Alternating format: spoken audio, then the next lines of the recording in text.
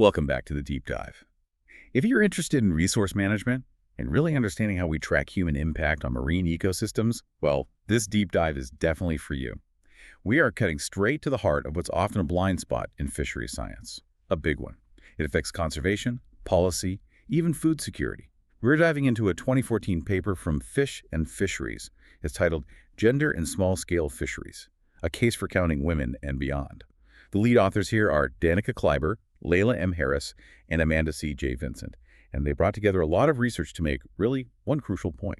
That's right. And the paper's mission, it's fundamentally ecological. That's key. They wanted to show that looking through a gender lens isn't just, good for social equity. It's actually vital for doing rigorous science. The core argument is that properly counting and documenting women fishers, it's absolutely essential for understanding ecosystems at scale and for managing them effectively. And the practical importance is just huge, isn't it? If you exclude women's efforts, it doesn't just skew social numbers. It means managers are consistently missing a massive piece of the total human impact. Exactly. If you're not counting potentially half the people involved. Right. You underestimate the total catch, you miss the sheer diversity of animals and habitats being targeted, and you basically sabotage any real attempt at a broader socio-ecological understanding of how our actions affect the oceans. Precisely. You just can't get a robust, full picture if your data fundamentally misses who is fishing, where they're fishing, and what they're actually catching. It's incomplete from the start. So to set the scene a bit, the authors deliberately focused on small-scale fisheries. Now, this sector, it's known for being dynamic, using lots of different methods, targeting lots of species. And this focus is critical because small scale is where you often see the clearest gender differences in fishing practices. And scale-wise. Oh, it's huge. Small-scale fishers make up, well, up to 90% of the world's entire fishing workforce. 90%? That's staggering. It really is. So how did they build this argument? What was the method? Well, they did this really comprehensive analysis, looked at research published over 2 decades, from 1992 to 2012. They gathered 106 case studies, all focused on small-scale fisheries and specifically detailing women's participation. And it wasn't just academic journals. No, and that's a really important detail. They included vital research from specialized groups, like the International Collective in Support of Fish Workers, the ICSF, and the Secretariat of the Pacific Community, SPC. These sources are crucial because they often capture that community-level data, the advocacy work, the development project findings, things that more traditional, maybe narrowly focused academic studies, often just looking at commercial landings, tend to completely miss. Okay, and geographically, was it global? Very diverse, yes. Yeah. Case studies from almost everywhere. But they did point out a relative lack of examples from Europe and North America. Why do you think that is? Well, it likely tracks the history of this kind of research. Gender and fisheries work often started in international development circles. So naturally, it focused heavily on data from developing countries where small-scale fishing is just a massive part of the local economy and, crucially, food security. Right, that makes sense. Yeah. Okay, so let's get to the findings. What did this big review actually uncover? Straight away, they hit a major structural problem in the existing literature, a quantitative data gap. Quantitative, yeah. We have lots of descriptions, who uses nets, who fishes from boats, the general types of species caught, that kind of thing. But the information rarely gives you the hard numbers, the quantitative metrics that fisheries managers actually use, like total catch biomass. And crucially, that includes catch per unit effort, CPUE. Right, CPUE, the efficiency measure. How much you catch for the time or effort you put in. And that specific data, especially for women's contributions, was often missing. Yeah, but despite those missing metrics, a really clear pattern did emerge across all these studies. A kind of typical gender division of labor. It often boils down to that old observation, shells are for women, fish are for men. Oh, okay. Which points to this common contrast.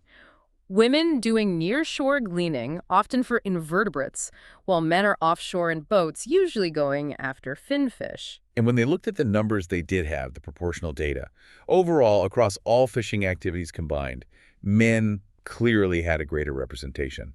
In terms of fisher numbers, total catch biomass, fishing effort, men dominated the aggregate picture. That seemed to be the default view. Yes, the baseline. But, and this is the crucial part, when you drill down, when you isolate just the gleaning activities, searching for shellfish and other things in the intertidal zone, suddenly women's proportional representation was often equal to or even greater than. In numbers of fishers, yeah. In numbers of fishers, total catch biomass from gleaning and the effort put in, though maybe not CPUE, interestingly. Right, so that overall male dominance, it kind of dissolves when you look closely at specific methods like gleaning. Which immediately points to where people are fishing, doesn't it? The Ex- spatial aspect. Exactly. Nearshore habitats, think estuaries, mangroves, those intertidal flats, they were typically either women-only spaces or shared spaces. But offshore, the pelagic zones, almost always exclusively male fishing grounds. And even when women did target fish, vertebrates. Yeah, like in the Philippines or the Comoros Islands examples they cite, women tended to focus on smaller fish caught near the shore, while the men were targeting the larger, often more commercially valuable fish further out at sea. Okay, so that spatial split, the different species, Yeah. it's clearly driven by social factors, right? hmm This is the beyond counting women part of the title. Why are women so often in that nearshore environment? Well, the study suggests it's largely about juggling fishing with other responsibilities. Domestic work, childcare, gleaning activities are usually close to home. They don't need expensive equipment like a boat. And critically, as noted in a place like Kiribati, it's something women can often do while keeping an eye on their children. So traditional gender roles limit their ability to travel far offshore or maybe access the money needed for boats and better gear. That seems to be a major factor, yes. Access to capital, mobility constraints. And there's also the difference in what happens to the catch, right? Absolutely. Women's catch is very often for the household. Hmm. Direct food provision, subsistence. While men might be more likely to target species that fetch a good price at market, or maybe ones that have cultural prestige. Exactly. Commercial value or status often drives the male effort differently. And does that difference in use then feed back into how women's fishing is seen? It certainly seems to. It reinforces this perception that women's fishing is somehow secondary, or maybe just helping out their husbands, complementary, not core. And that minimizing, that framing, is a big part of how their actual work becomes invisible to researchers, to managers. Okay, so connecting that back to the ecology, this is where the paper gets really novel, isn't it? Yeah. How does understanding this gender difference change our ecological view? Hugely. Because when you include women's fishing properly, you suddenly see human impacts on specific habitats and species that were basically ignored before. Why? What's special about those habitats? Because the areas women often fish, the intertidal zones, the mangroves, the seagrass beds, these aren't just random bits of coastline. They are incredibly important nursery grounds, crucial habitats for the juvenile life stages of many fish species, including commercially important ones. Wow, okay, that is a huge shift. So if you ignore the fishing pressure on the nurseries, You completely miss a critical part of the life cycle impact.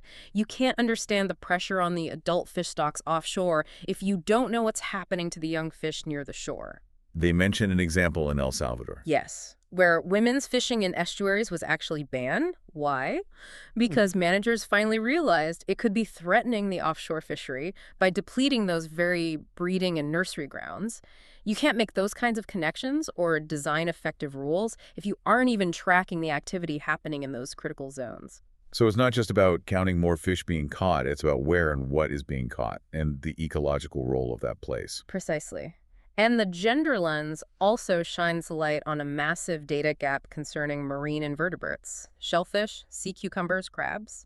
The things gleaners often target, these are frequently keystone species in their ecosystems. Meaning they have a disproportionately large effect on their environment relative to their abundance. Exactly. And managing invertebrates often requires totally different strategies than managing mobile finfish. Yeah. Maybe things like small, highly focused marine protected areas, strategies you wouldn't even consider if you're only thinking about offshore bow fishing. Okay, this seems so fundamentally important for getting the ecology right.